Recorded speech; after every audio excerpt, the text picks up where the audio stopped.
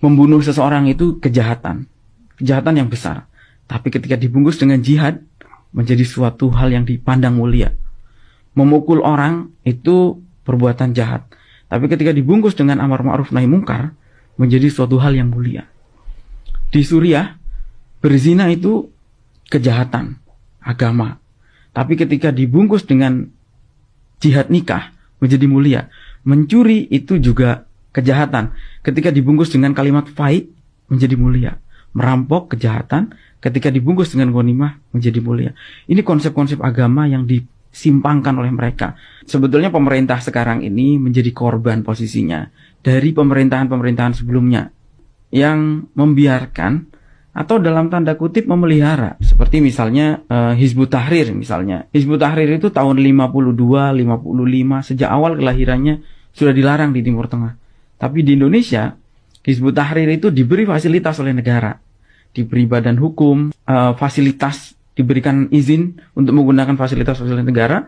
Seperti ketika Muktamar Khilafah di Gelora Bung Karno, bahkan pada saat itu disiarkan secara utuh di TVRI, yang notabene adalah televisi yang dibiayai dengan APBN. Yang harusnya dievaluasi oleh pemerintahan sekarang. Jangan sampai pemerintahan yang sekarang juga melakukan hal yang sama. Di Mesir itu zamannya Presiden Gamal Abdel Nasser, kelompok radikal di sana itu sudah hampir habis. Tapi ketika Gamal Abdel Nasser itu jatuh, kemudian diganti oleh Presiden Anwar Sadat merangkul mereka karena butuh dukungan politik. Padahal ini kepentingan jangka pendek yang sangat merugikan pada jangka panjang. Akhirnya dia sendiri mati di tangan kelompok itu, dibunuh kan? Dan Anwar Sadat ini dibunuh oleh mereka. Yang sudah siap, yang ada di dalam kelompok Jamaah Islamiyah, anggotanya lebih dari 6.000. Tapi di lapisan bawahnya banyak sekali. Digabung dengan JAD itu bisa 17 ribuan. Dan itu orang yang sudah siap melakukan kegiatan teroris. Ini politik bukan? Dengan agama sebetulnya bisa sangat efektif. Termasuk untuk melakukan perebutan jabatan politik. Suatu kejahatan apapun ketika dibungkus dengan agama akan terlihat mulia. Tapi mereka mempersempit makna jihad itu hanya serangan secara fisik kepada orang yang di luar kelompoknya. Misalnya, pernah ada satu kasus pelaku bom itu adalah mantan preman yang pernah melakukan semua kejahatan mungkin dia pernah lakukan. Kalau datang kepada guru yang tepat, mungkin akan dinasehati untuk introspeksi, untuk evaluasi diri, dan seterusnya. Tetapi ketika datang ke guru teroris ini, dia justru dibilang bahwa dosamu ini sudah terlalu besar, dan gak akan ada yang bisa menghapus kecuali amaliyah jihad fisabilillah.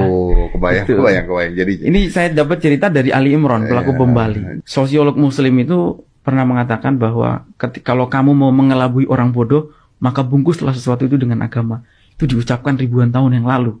Tapi sayangnya sejak saya pulang, terutama tahun 2016, itu saya melihat bahwa peristiwa-peristiwa yang pernah terjadi di Suriah ini di copy paste di Indonesia. Polanya sama, aktornya sama. Kenapa? Karena aktor radikal terorisme ini kan transnasional yang tidak mengenal batas negara. Contoh misalnya, di Suriah itu salah satu yang perang kan ISIS. Di Indonesia, ISIS juga ada, JAD. Di Suriah yang perang salah satunya juga Al-Qaeda. Di Indonesia ada, yaitu Jamaah Islamiyah. Salah satu yang perang Hizbut Tahrir, di Indonesia juga ada Hizbut Tahrir Indonesia. Ikhwanul Muslimin juga ikut berperang, di Indonesia juga ada. Salafi Wahabi di Indonesia ada. Aktornya sama.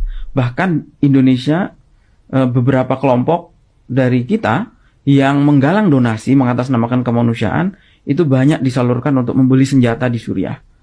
Simbol-simbol yang dipakai pun banyak memiliki kesamaan. Contohnya bendera tauhid. Kalau Om Deddy pernah dengar bendera tauhid, itu istilah yang tidak pernah dikenal 1400 tahun perjalanan Islam. Kenapa? Karena di Al-Quran tidak ada, di hadis tidak ada, di kitabnya para ulama pun tidak ada. Tapi munculnya perang Suriah memunculkan istilah liwa'ut tauhid, bendera tauhid. Tapi ya, nama apa ini? Ini nama kelompok teroris yang berperang di Suriah. Namanya kelompok liwa'ut tauhid. Di Indonesia itu dipropagandakan oleh orang-orang Hizbut Tahrir.